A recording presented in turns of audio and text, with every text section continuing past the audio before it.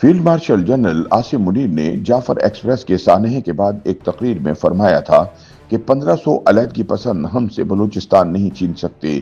یہ بالکل صاف بات ہے کیونکہ بلوچ دہشت گرد اور ان کے پروردہ بہت کم تعداد میں ہیں۔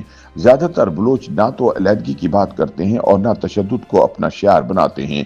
مگر سوال اتنا ہے کہ جب فیلڈ مارشل کا عزم اتنا واضح ہے، جب ہم دہشت گردوں کو جانتے ہیں اور ہمیں یہ بھی پتا ہے کہ ان کی فنڈنگ بھارت سے ہو رہی ہے، تو پھر ان کی کمر توڑنے کے لیے کوئی بڑا فیصلہ کیوں نہیں ہو رہا؟ کوئی حتمی اعلان کیوں نہیں ہو رہا؟ ریاست کس ابہام کا شکار ہے؟ عسکری فیصلہ سازوں کی جانب سے کس سانحے کا انتظار ہو رہا ہے؟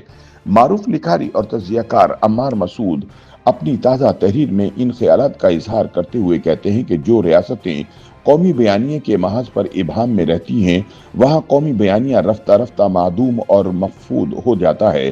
جو ریاستیں بنیادی نظریات کے بارے میں کنفیوز رہتی ہیں، وہاں ایک کنفیوز قوم پرورش پاتی ہے، جو نظریے، سوچ اور فکر کی بنیادوں پر ہی دو رخی کا شکار ہوتی ہے۔ جو ریاست اپنے قومی مقاصد میں واضح نہیں ہوتی، وہاں منزل مقصود ریاست سے دور ہوتی رہتی ہے۔ عمار مسعود کا کہنا ہے کہ ہم بھی کنفیوز ہیں اور بہت کنفیوز ہیں۔ اس میں ریاست کا کتنا قصور ہے، تالا آزماؤں کی کتنی کاوش ہے، ابن الوقتوں نے اس میں کیا کردار ادا کیا ہے، آستینوں کے سانپوں نے اس میں کیا زہر گھولا ہے، یہ الگ بحث ہے، مگر اس کا نتیجہ سامنے ہے۔ ہم بہت سے لازمی محاذوں پر وہ سب کچھ نہ کہہ سکے، نہ کر سکے جو ریاست کی ذمہ داری بھی تھی اور ریاست کا مقصد بھی۔ یہاں ماضی کے زخموں کو کریدنا مقصود نہیں، ہاں البتہ حال کو جانچ کر مستقبل کے احوال کو جانچنے کی کوشش ضرور ہے۔ ان کا کہنا ہے کہ بلوچستان آبادی کے اعتبار سے پاکستان کا سب سے بڑا صوبہ، اس کو پاکستان کے سر کا تاج ہونا چاہیے تھا۔ تحریک آزادی میں اس کے جوانوں کی شمولیت کے قصے سنائے جانے چاہیے تھے۔ قائد اعظم کی قیادت میں قاضی محمد عیسیٰ نے جس طرح بلوچ جوانوں کو تحریک پاکستان کے لیے منظم کیا، اس کے قصیدے گانے چاہیے تھے۔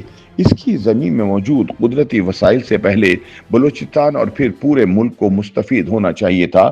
اس کے رسم و رواج کا پرچار دنیا میں کرنا چاہیے تھا، مگر ان میں سے ہم کچھ نہیں کر پا رہے۔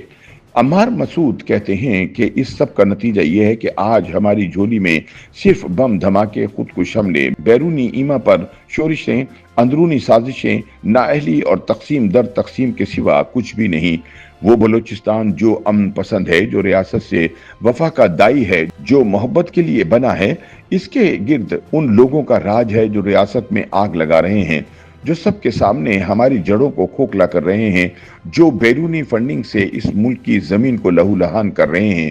کبھی یہ فتنہ انگیز بلوچ لبریشن آرمی کے روپ میں ملتے ہیں، کبھی ماہرنگ بلوچ کی زبان سے بولتے ہیں، کبھی بھارت کے ایما پر زہر گھولتے ہیں، کبھی دہشت گردوں کا تعلق افغانستان سے نکلتا ہے، کبھی ان کے ڈانڈے بھارت سے ملتے ہیں۔ یہ سب ہماری نظروں کے سامنے ہو رہا ہے۔ ان زہریلے پودوں کی آبیاری ہمارے ہاں ہی کی گئی۔ ساری غلطی یہ ہے کہ ہم نے ان دشمنوں کو اس سرزمین پر پنپنے دیا۔ اب جو کچھ ہو رہا ہے اس میں ہمارا ریاستی ابہام بھی قصوروار ہے، ہمارا کنفیوز بیانیہ بھی ذمہ دار ہے۔ عمار مسعود کہتے ہیں کہ آج بلوچ لبریشن آرمی پاکستان میں جس پیمانے کی دہشت گردی کر رہی ہے، اس کا تصور بھی کسی ترقی یافتہ ملک میں نہیں کیا جا سکتا۔ اس وقت بلوچستان میں نہ صرف خودکش حملے کیے جا رہے ہیں، بلکہ پنجابی مسافروں کو ٹرینوں اور بسوں سے اتار کر شناخت کے بعد لائنوں میں لگا کر قتل کیا جا رہا ہے۔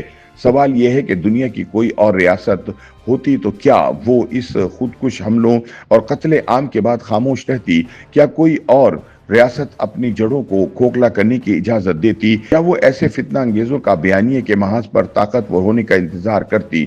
کوئی اور ریاست ہوتی تو اب تک ایسے عناصر کا قلمہ کیا جا چکا ہوتا۔ عمار مسعود کہتے ہیں کہ ہمیں اصل دھوکہ انسانی حقوق کے نام پر دیا گیا ہے۔ انسانی حقوق کسی بھی ملک کے قوانین کے سر کا تاج ہوتے ہیں۔ انہی سے اس ملک میں انسانی جان کی اہمیت اور حیثیت کا پتہ چلتا ہے۔ انہی سے ملک کے شہریوں کی قدر اور منزلت کا اندازہ ہوتا ہے۔ لیکن المیہ یہ ہے کہ انسانی حقوق کے نام پر ظلم کرنے والوں نے ہمیشہ خود انسانی حقوق کو پامال کیا، انہی حقوق کو پاؤں تلے روندا، انہی انسانی حقوق کی آڑ میں خودکش حملے کیے، انہی انسانی حقوق کا نام لے کر سارے صوبے کو لہو رنگ کر دیا۔ आपको हैरत नहीं होती कि जब महारंग बलोच इंसानी हुकूक का नारा लगाती हैं, जब बलोचों का नाम लेती हैं और फिर जब गैर बलोचों के कत्ले आम पर खामोश रहती हैं, बसों से शनाख्ती कार्ड देकर लोगों को चुन चुन कर मार देने के वाकयात पर उनका ट्विटर खामोश हो जाता है, जब जाफर एक्सप्रेस जैसे खून चुका वाकयात होते हैं और इनकी जानिब से ना ताज़ियत का कोई लफ्ज़ अदा किया जाता है, न इन वाकयात के पीछे छुपे लोगों की हिमायत पर माजरत का कोई इजहार मिलता है, तो क्या आपको नहीं लगता कि वो इंसानी हुकूक की नहीं, गैर इंसानी हुकूक की अलंबरदार हैं? क्या आपको नहीं लगता कि वो बलोचों के हुकूक का नाम लेकर बलोचों को बदनाम कर रही हैं? क्या आपको नहीं लगता कि वो BLA जैसी तंजीमों की पुष्ट पनाही कर रही हैं? क्या आपको नहीं लगता कि वो रियासत से नफरत का प्रचार कर रही हैं?